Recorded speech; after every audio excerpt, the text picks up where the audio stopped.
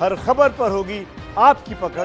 Download कीजिए ABP live app. Himachal Pradesh से जो खबर आ रही है वो जान लीजिए। हिमाचल प्रदेश की राजधानी शिमला में सरकारी आदेश के बाद सैलून खुल गए। देखिए, नए नियम के मुताबिक सिर्फ बाल काटने और कटवाने की इजाजत है। शेविंग और बाकी काम आप इन सैलून में नहीं करवा सकते। मतलब आप खुद सोचिए कितना हास्यास्पद है ये कि वायरस जो है, आप बाल कटवाएंगे तो आपको अटैक नहीं करेगा, लेकिन आप शेव करवाएंगे तो अटैक कर लेगा। सवाल ये कि आखिरकार ये मजाक क्यों, और क्या ऐसे आधे अधूरे नियमों की वजह से ही कोरोना से आप जंग नहीं जीत पा रहे हैं, अब तक लड़ रहे हैं? कोरोना काल में ये है शिमला के सैलून की तस्वीर, जिसमें सैलून में सिर्फ बाल कट रहे हैं। शेविंग, मसाज, फेशियल या थ्रेडिंग जैसे काम नहीं हो रहे। इन नई तस्वीर पर गौर कीजिए। पूरे सैलून में आपको सिर्फ एक शख्स दिखाई देगा, क्योंकि अब वेटिंग बैन है। आपको वक्त लेकर ही सैलून में आना पड़ेगा। शिमला में करीब 19% सैलून खुल गए हैं, लेकिन यहाँ सिर्फ बाल काटे जा रहे हैं। ऐसे में सैलून कर्मचारी और मालिक सवाल पूछ रहे हैं कि आधे अधूरे नियमों से क्या कोरोना नहीं फैलेगा। नए नियम के मुताबिक सरकार मानती है कि दाढ़ी बनाने से कोरोना फैलेगा, लेकिन बाल कटाने से नहीं। सवाल ये कि क्या बाल कटवाने के दौरान कोरोना का संक्रमण नहीं फैल सकता?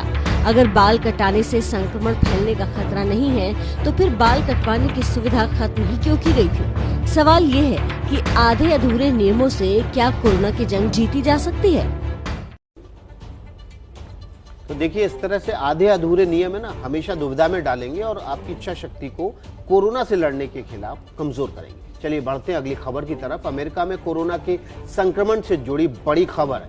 अमेरिका में कोरोना से अब तक 99,805 लोगों की मौत हो चुकी है। मतलब 1 लाख से अब कुछ चंद कदम पीछे अमेरिका है। बहुत ज्यादा दुविधा वाली स्थिति उस राष्ट्र के लिए जो दुनिया का सबसे ताकतवर मुल्क है। वहां देखिए, अब कुछ गिनतियां बाकी हैं, 1 लाख तक पहुंच जाएगा मौत का आंकड़ा। 99,805 लोगों की मौत अमेरिका भर में हो चुकी है। कोरोना संक्रमण के चलते 17 लाख से ज्यादा केसेस अमेरिका में आ चुके हैं अब तक।